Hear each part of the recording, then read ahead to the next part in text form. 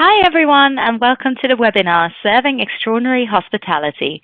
I'm Joviana Schmid, your OpenTable Wenger representative. We are excited to have Steve Motion, Director of Sales and Marketing at Wenger, with us today. He's going to be discussing 3 ways you can craft a personalized experience for your guests at scale without having to spend hours behind a computer. Steve comes to us with 12 years of experience in the restaurant industry, helping full-service restaurants grow revenue through personalized service, reputation management, and effective marketing. Before we get started, just a few housekeeping notes. First, this webinar will be recorded and emailed to everyone, so keep an eye out for it in your inbox. And second, please submit any questions you have throughout the webinar in the Q&A chat box, and I will be taking questions at the end. Now let's begin. Over to you, Steve. Thank you, Joviana, and hello everyone on this webinar. My name is Steve Motion, and I've been lucky enough to work across the restaurant tech landscape for the past 10 years. In fact, this February, I celebrated 10 years working in restaurant technology. But before making the jump into tech, I worked in hotel and restaurant operations. And again, I've been fortunate enough to work for some of the major players in the hospitality sector over the years. My restaurant experience, funnily enough, started out back of house in the kitchen for Jamie Oliver's family pub in Essex, way back in the early 90s. And I went on to spend 4 years in hotels with Radisson and Ritz-Carlton in the US, and then another 6 years in casual dining and fast casual brands, Pret-a-Manger and TGI Fridays in the UK. Today I'm going to walk you through 3 ways that you can create exceptional experiences for your diners by drawing on from my operational experience and how you can bring that into the restaurant, and also looking at my professional experience in the tech sector and giving some advice and tips on how you can do that. So those 3 things we're going to look at are personalizing experiences in the restaurant, targeted and, most importantly, relevant marketing to those guests that have been in the dining room, and also how to turn feedback into action. All of these, hopefully, without you having to spend too much time behind your computer and more time front of house with your guests, delivering those amazing wow moments. So the first thing we're going to look at is delivering extraordinary hospitality. What does that mean? Well, we now live in an experience economy. We know that the consumers of today are looking for more than just products and services. They actually want to garner an experience whenever they interact with businesses and spend their hard-earned cash. What we don't talk enough about in restaurants is how do we get there? How do we take the restaurant experience and turn it into a real dining experience that guests can go away and share with others? The reality is here, it's about personalization. We as consumers, we want to have the most personalized experiences wherever we go. And understanding that no 2 guests are the same. My needs are different to the table who are sat next to me's needs. But fortunately, this doesn't have to be super difficult for the restaurant to implement. Our restaurant systems across the business, they're getting way smarter, and we have access to many more data points than we used to.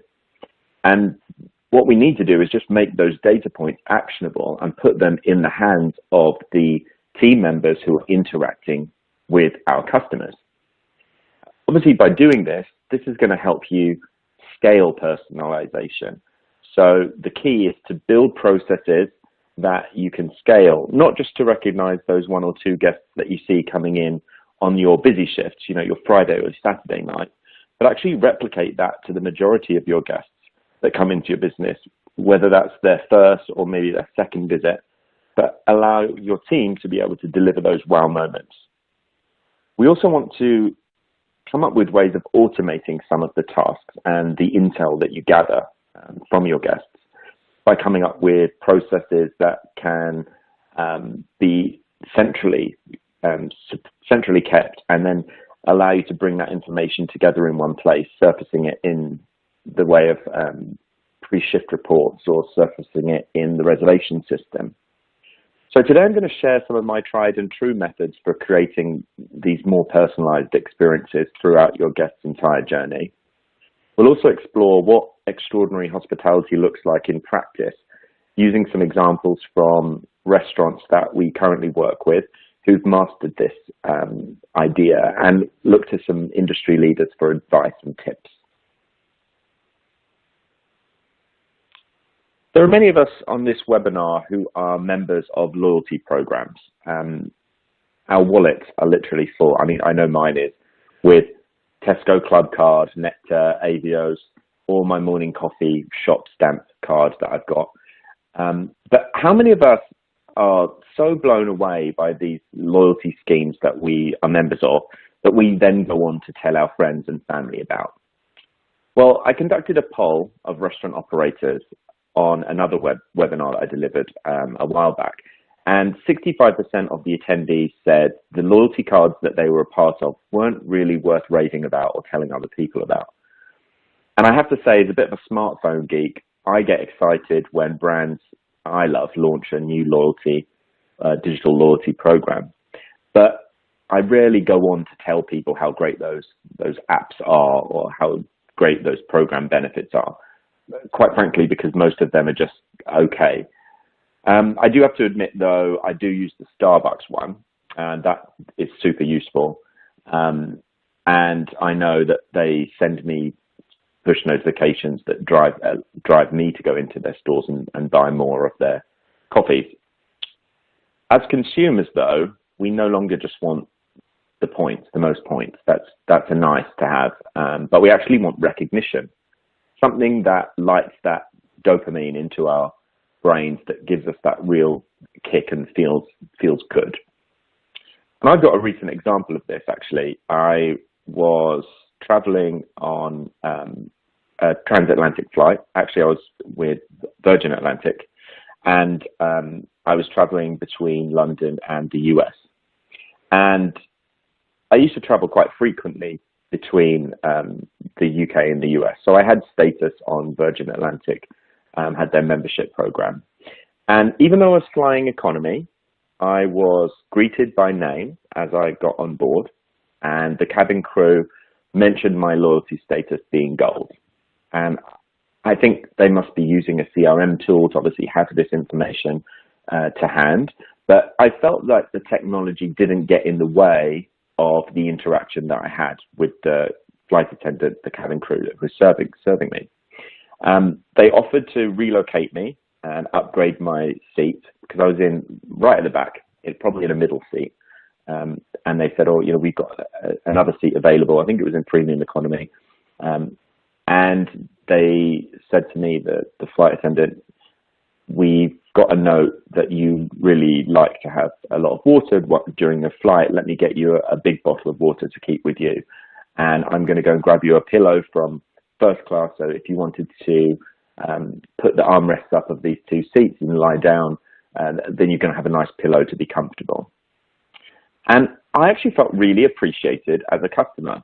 I was told, admittedly, that I was the only gold card status holder on the flight, but I feel that the service that I received was genuine, and I think that that's the most important thing. And this got me thinking about ways that personalization is used across industries, and obviously we're in the business of restaurants, and looking at how this turns a happy customer into a real brand advocate.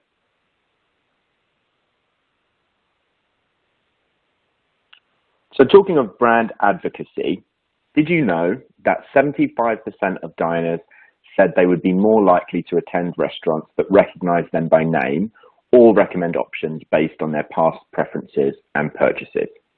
And when I think about that and I relate it to my experiences, I do like to go out, I do like to meet up with my friends in restaurants, and I tend to be the person that books the table. And it really rings true for me that, you know, I like to go back to the places that recognize me and make me feel special. And personalizing the guest experience organically, it just increases diner loyalty. And I mentioned Starbucks on the previous slide. You know, they know what I like because I use the app to pay, and they know what my favorite coffee is. typically it's frappuccinos in the afternoon, midweek. They send me a push notification, and when I haven't been there for a while, I'll be reminded, and sometimes it's with a discount, and I'll go in and I'll buy my frappuccino. Not normally in the winter, it's a bit too cold. I might switch it up a bit, but they know me, and they personalize their marketing to me based on what they know about me. And if you think about Starbucks versus a restaurant's opportunity to wow a guest in the dining room with personalization, at Starbucks, if I order on the app, I've probably got all of about 45 seconds of interaction with one of their team members when I'm collecting my coffee from the collect end of the counter. In a restaurant, depending on the size of the table and your concept or how busy you are, you've got up to 2 hours to be able to deliver those real wow personalization moments. And I understand that busy restaurants, there's other things that get prioritized. We, of course, need to focus on the basics in the restaurant. But what's going to keep our customers coming back is this idea of personalization and recognition. Loyal guests are really valuable. Making them feel appreciated is the key. So what we need to do is foster our brand advocates. We want those diners, the ones that love us, the ones that go out and tell their friends, their family, their colleagues how great they are. We want them to come into the restaurant, and we want them to go back telling people how great the restaurant is long after they've received their dessert. So we're going to look a little bit more about how we can do that.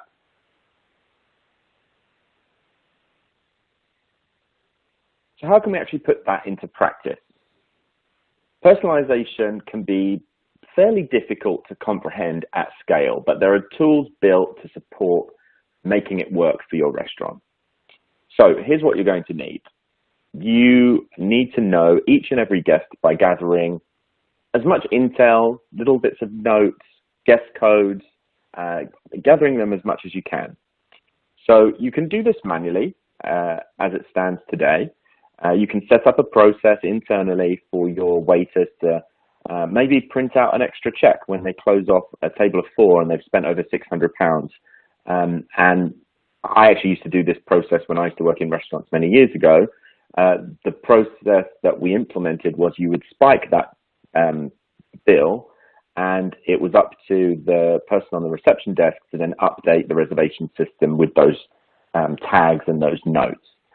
For example, logging into OpenTable and tagging someone as a big spender or a wine lover, and maybe making some notes about those guest preferences. You can keep tabs on your guests' likes and their dislikes and other preferences that you would typically discuss in your pre-shift meetings. So you can keep track of the guest experience during service and use those profiles in OpenTable to build the rich data. So if you are using a manual system, make sure that you've communicated to the team exactly what type of intel that you want to gather, and let the team know the reason that you are doing that. When I used to work at Ritz-Carlton many years ago, we were actually incentivized to capture guest preferences whenever we heard them. And this might be something that you would consider in your restaurant, to be able to incentivize the team to gather those pieces of intel. Obviously, building a culture within the team to grow the number of intel points on your guests is really powerful, because you know that those repeat customers are the ones that are going to be able to become your advocates and spend more money. With Wenger and Guest Center, we can enhance this by automating some of these processes. So yeah, you can do it manually, but we can automate this using the Wenger and Guest Center partnership. And we overlay social media information on the guests, like how many Twitter followers they have, their LinkedIn photo, what star rating they left you for a review last time they dined. So we can enhance the typical things that you would pick up from your diner meal experiences with some overlaid intel that can be automatically gathered. What we don't want to do is use the data and come across as disingenuous and possibly a bit creepy. An example, sort of, "Hi, Mr. Smith, I see you had the Long Island iced tea last time. Do you want that again?" doesn't sound very genuine and would be pretty scary as the customer to see, oh, you're keeping tabs on what I'm ordering. But we want to empower our front of house teams to use the knowledge we provide them to deliver these guest wows. So as an example, to try and do this a little bit more authentically, welcome back, Mr. Smith. We recently updated our cocktail list, and I can really recommend the Tokyo tea. It's very similar to a Long Island iced tea. It's one of my favorites. We tried it yesterday when we were doing some testing. Would you like me to put one of those through for you to try? And it's about delivering the message wrapped up in hospitality. So you know that he likes Long Island iced teas. You're making a recommendation that's relevant to what he's ordered before. And you're elevating that service by potentially offering him to try one. What you need to do is put in as much information into these profiles as you can. And I understand that it can get busy. You know, Saturday night, you've got a line of people out the door. But as I said before, building the culture of personalization in the team is the way to ensure that this happens. And, you know, I remember my days as a waiter, and I was earning more tips from the regulars. And that was a good motivator for me, because I knew if I treated them in a certain way, that they would look after me. So one of the things that some of our restaurant partners do is they match the waiters who are from different parts of the country to serve guests that they know maybe went to university there, or by looking at their LinkedIn profile, being able to see, oh, this customer's corporate office is based in Leicester. We've got Paul working tonight on the floor. He's from Leicester. I'm going to match those two together, and he can work that section, because I know, sure enough, they're going to strike up a conversation, and that's going to build a little connection between the restaurant and that customer.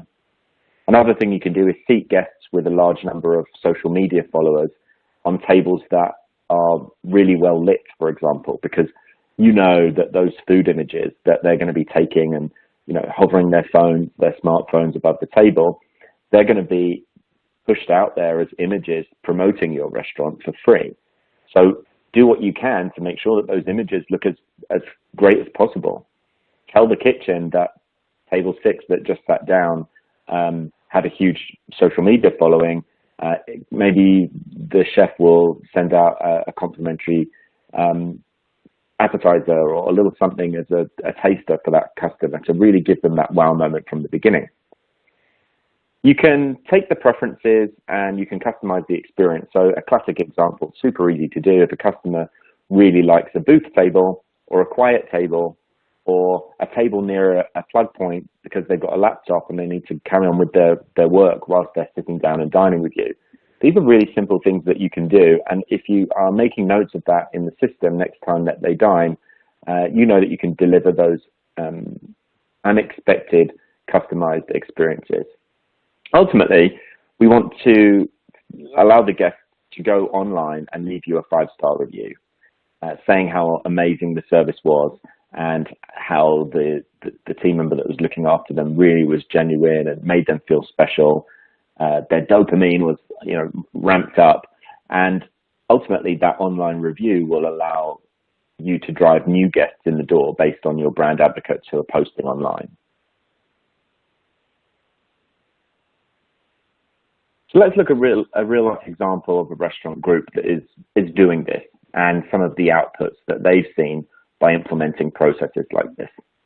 So the example I wanted to share with you actually comes from one of our clients. They're a multi-site operator called the Boca Group, and they've got restaurants that consistently appear in the Michelin Guide. They're winning stars year after year, and they take personalization really seriously. So what they do is they focus on the pre-shift report that they get pushed out of Wenger and OpenTable, and they use that intel to personalize the guest experience, and they make recommendations on wine, on certain dishes. They reference popular items, upsells, and they have these great conversations with their diners. And the operations manager has said that he's literally changed the way his staff operate. He gives them much more information to work off and provides them, the guest, with a personalized experience at scale because this data is in the hands of his team. So gone are the days of having a maitre d' on staff who works every shift and is able to memorize all the guests. Restaurants now have got an opportunity to introduce technology to offer a consistently personalized experience every time, regardless of who is on shift.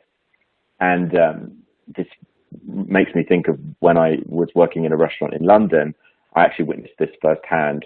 The maitre d' went off to St. Anton skiing one season and unfortunately got injured. I think he broke his ankle, poor chap. And he was out for about 4 weeks. And we struggled as a team to deliver those customized wow moments because he was the one that knew about all the guests and all their preferences, and he had all that knowledge in his head. So my top tip here is decide on what intel is most important to your restaurant type.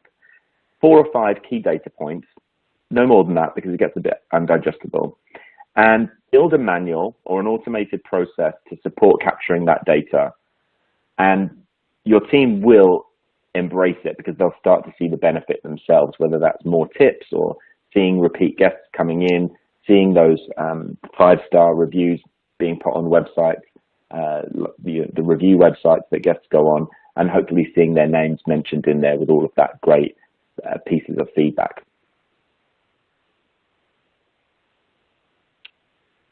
So we've looked at personalization in the restaurant. The next way we can create an exceptional experience for your diners is to actually go outside of the 4 restaurant walls and offer relevant, targeted marketing to those guests.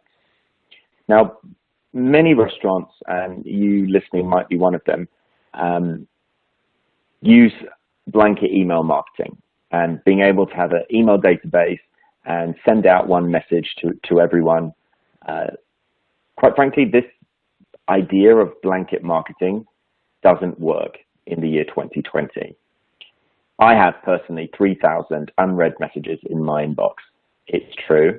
My notifications on my email app are insane.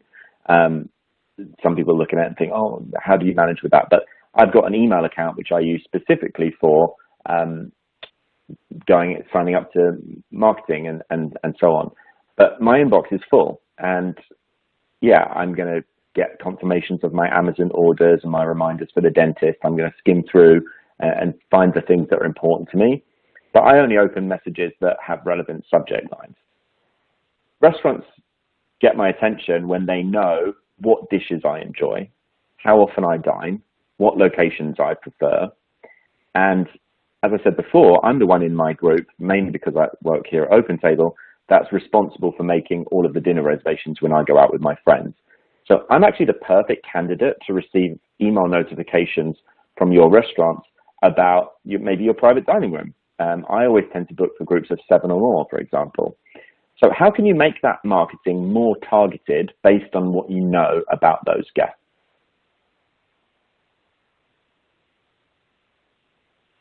Well, the proof is actually in the data. Did you know that personalization delivers 5 to 8 times the return on investment on marketing spend? That's lifting sales by 10% or more. So if we're sending communications to diners that take into account their behavior, they're more likely to actually take action. So that action might be make a reservation or take action on a special offer or walk in to celebrate a special occasion because they've found out about an upcoming menu item or something that's really tasty and appealing to them. So why is this? Well, we want to keep your restaurant top of mind through the email communication. We want to follow up with diners to evoke that emotional response and remind them what it feels like to eat at one of your tables. Even if they're sat at home on their sofa watching TV and they see one of these emails come in, there needs to be something there which really grabs their attention. And you want to make your diners feel special and connected with your restaurant. So an email that I might receive could remind me of that experience that I had, because maybe you're keeping track of what your guests are ordering. Do you know that I'm typically ordering the red wine and I'm ordering a steak, or I'm more of a cocktail kind of person? If you're sending me marketing that's relevant to the things that I like and engage with in your dining outlets, then I'm more likely to interact with your marketing. And for me to continue fostering brand advocacy and telling other people about how great your brand is, you need to be reminding me about your restaurant. And not too regularly. I talked before about the blanket marketing approach. But if you're sending me maybe a campaign, an email campaign, which reminds me of all the great things that your restaurant does, maybe it's more of a message, not around a special offer, but maybe it's about sustainability and telling me about how your sustainability program is evolving and changing. Maybe it's following a really great personal story about one of your team members and what they're doing to change their life for the better, using the restaurant as a conduit to get to that place. But ultimately continuing that brand advocacy and overall lowering your unsubscribe rates, because if I'm getting marketing from you that really isn't relevant, especially after GDPR, I'm going to opt out. And once that guest has opted out from receiving marketing, it's super difficult to get them back on your side.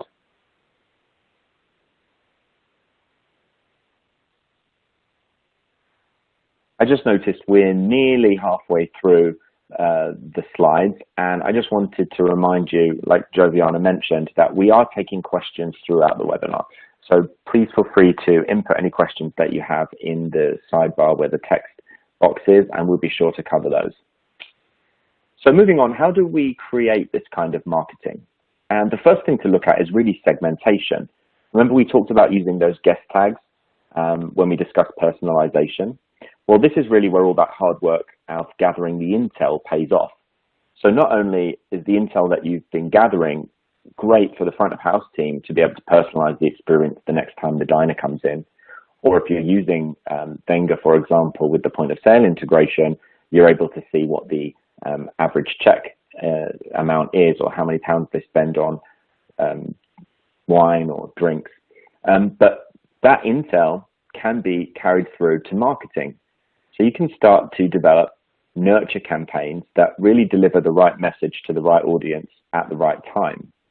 So as an example, wouldn't it be great if after a guest has dined with you, you send them a message to obviously thank them for dining, but also be able to encourage them to sign up as a welcome email to say, welcome to our email club, because they've opted in to receive marketing, and give them some information, really insightful information about what they can expect to receive from you and how often.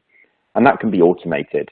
One of the great things about adding Wenger to your guest center plan is being able to set up some of these campaigns that allow you to get on with the day-to-day while the campaigns are in the background helping you drive increased visit frequency and grow revenue. So as an example, the system can be configured to fire off an email that lets the guest know that you missed them. And it might be because you've set up a parameter that says, anytime we haven't seen a guest for 60 days, and they normally dine within the last 6 months, send a message that says, we miss you. And you can obviously curate that message. Some of our restaurant groups will send more marketing led messaging with HTML templates and images, and some of them just go for a very simple email that appears to have been handwritten by the general manager to say, we noticed that you haven't dined with us in some time, and I want to personally invite you back. And those campaigns work really well because that reminds the guest that you're still there. If you did deliver on your promise of amazing food, amazing service, and a really great hospitality experience, they're likely to come back and spend more money with you. Another thing you can do is set up a menu item campaign, knowing that the guest has ordered particular dishes before. Let's say you wanted to do a steak and wine dinner event, and you wanted to pull a list of all of your guests who's previously ordered steak and wine, and you could send a marketing campaign to those guests through your email service provider. But either way, you want to connect on the channels that matter most. So thinking about email is becoming less relevant, but it still is the easiest and quickest way to be able to send out marketing that's really cost effective.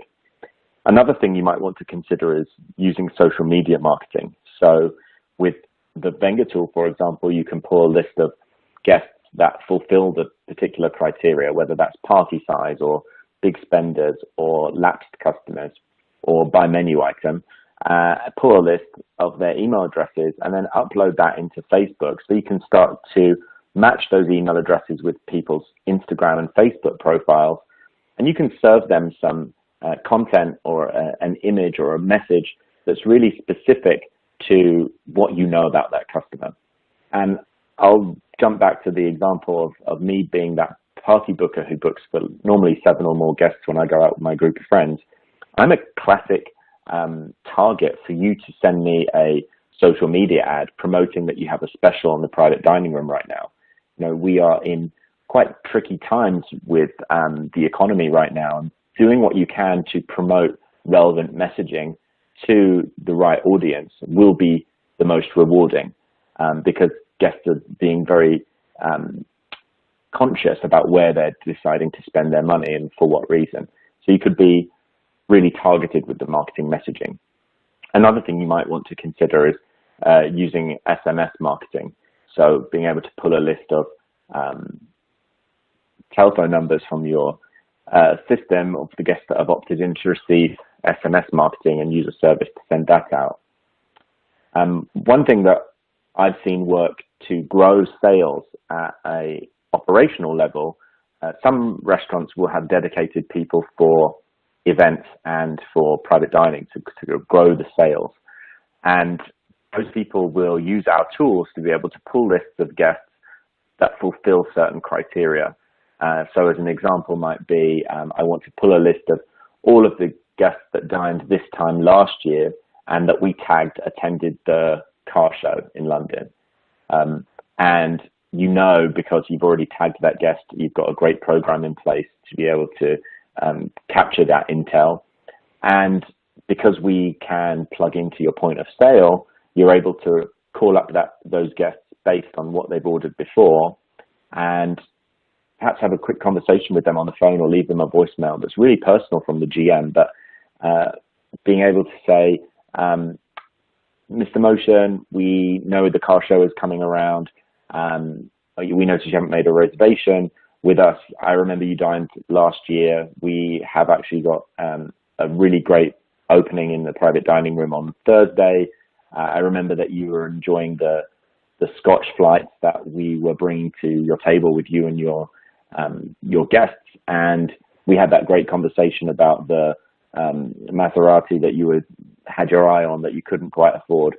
That type of personalization, if I receive that as a voicemail, is going to really make my attention, and I'm going to pick up the phone and call that restaurant back. And this is something I'm hearing from restaurants that use the service in that way. And you know, just putting in the time for a 2-minute phone call or 2-minute voicemail to your previous big spenders over a time period or based on something you know about them already can generate thousands of pounds into revenue into the business. And it's just understanding that using the marketing in the right way and connecting on the channels that matter most to that audience can actually deliver revenue into the business.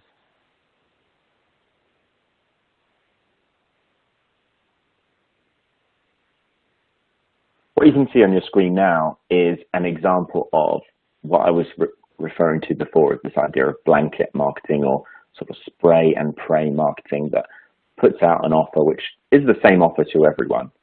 And I guarantee that the majority of the people on this webinar right now can appreciate, have received these type of emails before in the past from hospitality businesses. But what we're trying to move to is the message on the right-hand side, which is more personalized. And I feel that, you know, there's some time been taken into curating this email. It's for me, and it's going to invite me back to have that great experience for the restaurant. And it should be targeted and it should be relevant. And, you know, when we look at the UK in general, where we are very conscious of the fact of doing discounting and how's the discount going to affect my brand. And many restaurants have been burned before, back in the days of these sort of group discounting websites, which would kind of offer to push your discount out to a big audience, but in return for a big commission. You people are more conscious of that now. And as we are in this experience economy, we want to be doing it in a different way. So being able to do targeted marketing, and whether that's through your existing email service provider, by changing the messaging and making sure that it's more personalized, or whether it's setting up some automated campaigns based on triggers using the OpenTable and Wenger connection, both of which are something that can change the way you do marketing to grow additional revenue.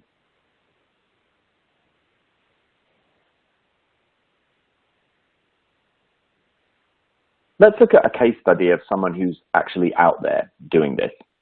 So I wanted to share with you a restaurant group that we work with. It's called the Garces Group, and they're actually based in the US, but they are a multi-site operator who have been focusing on reconnecting with their lapsed guests. And very much like I spoke about in the previous slide, they actually use our tool that automatically fires off messages based on when guests fulfill that lapsed guest criteria.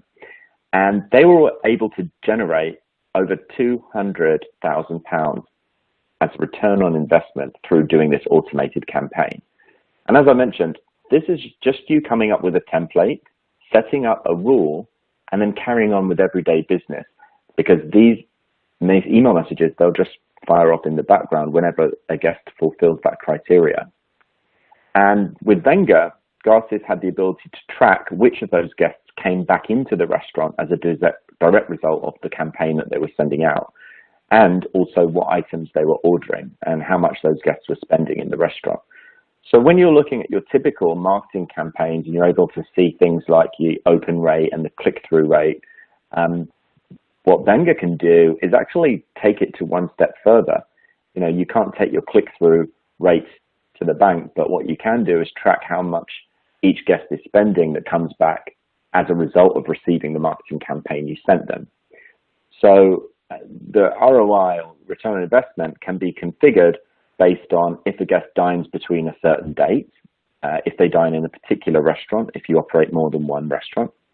And it could be even if they come in and they order a particular category from your point of sale or a particular menu item. So an example of this might be, there's a restaurant group that we work with. They partner with a gin supplier, I think it's Hendrix, and they sponsor their summer cocktail program. And they go to Hendrix and they say, well, we're able to now track how many guests come in as a direct result of receiving the marketing that we can send out. And in doing so, can negotiate great deals with their liquor suppliers to be able to get extra product and sponsored marketing material and so on, all because they're able to track back whether those guests came in and ordered from the Hendrix Gin cocktail menu as a result of seeing the campaigns that went out. And obviously you have to be compliant with whether you're able to send campaigns as such like this based on your geographical location and promoting liquor, but you can do exactly the same thing with Valentine's Day, being able to understand and pull a list of guests of two tops that dined on the 14th of February last year and sort those by the biggest spenders and perhaps retarget those customers with your Valentine's Day promotion 2 or 3 days before you send it to the rest of your database. And that way you're enhancing a traditionally busy shift by growing revenue, targeting the guests that you know are going to spend more. But ultimately what we want here is to make sure that your guests are receiving targeted messaging. And my top tip is frequency is everything. You don't want to get unsubscribes, as we talked about before. We want quality over quantity. That's pretty much the key. And making sure that the messaging that you get out there to your audience is interesting enough for them to be able to react and click on that call to action and make a reservation. Because ultimately that's what we want, is them to receive the marketing and then confirm to come back and dine with you.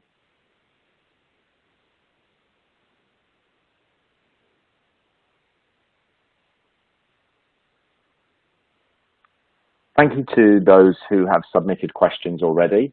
We will be taking those at the end, or Joviana will be fielding those questions.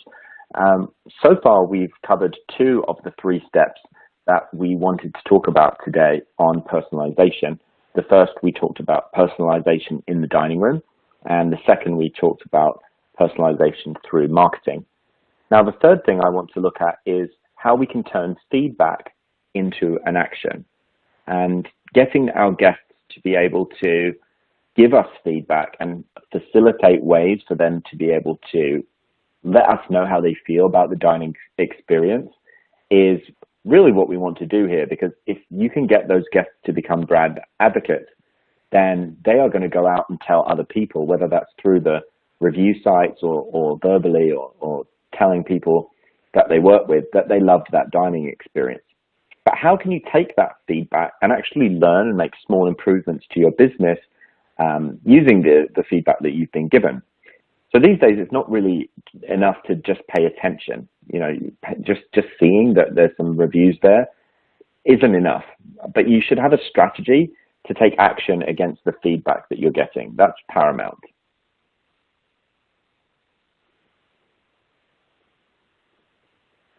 I titled this slide, "Don't be afraid to hear it."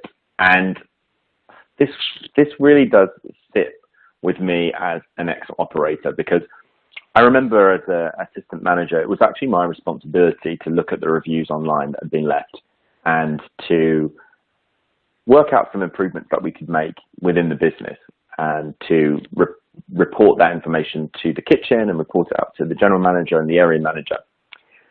So this sits very closely with me. But when guests go out there and they take the time to give you feedback, you have to understand that they're doing it for a reason.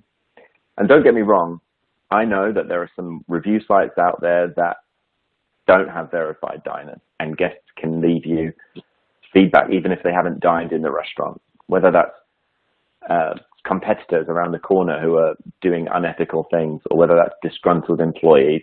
Those things happen, but it's how you deal with them on those websites that allow other customers who are looking for advice and suggestions of where to dine, and using social proof to see how you deal with those situations. So 4 in 5 guests actually reverse their purchase decisions based on negative reviews. And that came from the Cone survey. I put the link there for you to look into that a bit more. But that means that negative feedback will most certainly have an impact on your bottom line. So don't be afraid to really hear that feedback, because it matters. Feedback trends help you track your restaurant's performance from the perspective of your diners. And if they've gone to the trouble, as I said, to give you the feedback, you should think about your strategy to reply. Proactively requesting a guest's opinion of their experience really shows that you care about them. And in this era of experience economy, we want to make sure that we are hearing that feedback so we can elevate their dining experience next time. You should be thinking about using feedback as an opportunity to encourage repeat visits and getting ahead of the feedback. So as an example, the ability to send post-dining surveys exists within the Wenger tool. So you can gather feedback from diners using questions that are specific to your brand. It can be your branding. It's separate to the OpenTable survey, which is fixed and goes out to everyone. This is specifically for your restaurant. And one of the good things about setting up these post-dining surveys are the ability to gather that feedback in one place. Part of the Wenger dashboard. So whether you use logins to multiple review websites to be able to go in and do your responses, or you don't currently have a mechanism to receive feedback directly, some restaurants just set up an email address on their website which filters through to the assistant managers and general managers with any feedback. But there is a way of doing this and aggregating it. As I mentioned, Wenger has a dashboard that allows you to collate feedback from the top review sites where diners go to for social proof to decide where to go next. And obviously having all of that information in one place allows you as an operator to be able to be in control of how your reputation is online. And being responsive really makes a difference. But how do you do that? So if you aggregate all of your reviews and you put in some processes to make sure that management stay on top of it, and as I said, whether that's an Excel spreadsheet or using a tool like Wenger, aggregation allows for analysis, and analysis allows you to make better business decisions. So you can see from this screen, for example, how the aggregated totals from multiple review sites are displayed from Google and Facebook and your OpenTable account and your post-dining surveys I mentioned, but also the ability to be able to manage the reviews that are coming in. Fortunately, with the point of sale integration that we have, you're able to see from your OpenTable reviews and the post-dining surveys that you send out exactly who served that customer, as well as the ability to respond with templated responses and the ability to tag people who might be needing to know about that piece of feedback, whether that's the kitchen manager or maybe it's an alleged food illness and you want to do a bit of research, having an ability to put some internal notes against that feedback or reply via email. You can do that all within this tool, by the way. There's also the ability to understand sentiment. So what do I mean by that? We actually have some functionality built into the tool, which is powered by IBM Watson, which for those of you that aren't familiar is an AI tool, and that pulls in all of the feedback, all of the mentions that you have across the various websites and the post-dining surveys that you send out, and it aggregates that information and puts it under the headings of food, service, drinks, atmosphere, and overall. And using that sentiment analysis, you're able to see things like lots of guests are saying the restaurant is too cold. Do we need to make a change on our thermostat for the heating? Are lots of people saying that the salsa is too salty? Do we need to make some small changes to the recipe for that dish to be able to change it and keep those guests happy? And the sentiment analysis tool within Wenger surfaces that information up, fires an email out once a week, so you can see things that might need to be researched in a little bit more detail, and it's super easy to use. Another thing that the tool does is has a server scorecard, and that, because the reviews for the OpenTable and Wenger surveys are tied back to the waiter, you're able to see the check level information associated with that piece of feedback. And as promised, I've got an example from an actual customer who's using this tool today. And it's a case study that I wanted to share with you from the marketing director of RAM Restaurant Group. And they actually utilize the idea of case management, what I was saying before about having an audit trail of who's done what, and being able to make sure that any piece of feedback that comes into the inbox is tagged as inaction, completed, waiting on something from the customer. So there's an ability to manage these inbound pieces of feedback. And it's not time consuming. This restaurant group specifically said the power of the server scorecard, because you tie that piece of feedback to the waiter, allows them to have great conversations with their team members. One of the things that we all face across the industry is the attrition of our team members. And if you're able to sit down and have really constructive team member reviews with these guys and talk to them about where they're doing well and praise them for those 5-star reviews, but also talk to them about maybe some improvement areas that they can make. Wenger allows you to be able to do that based on the sentiment analysis and the AI that I talked about, tying the feedback to sentiment. And that's the power of the scorecard, really, and the ability to assign reviews to people and manage the case management audits have really helped the RAM group to turn around their feedback much faster and have a process in place instead of it being kind of very scattered and lots of emails getting lost and some feedback not making it back out there onto the websites.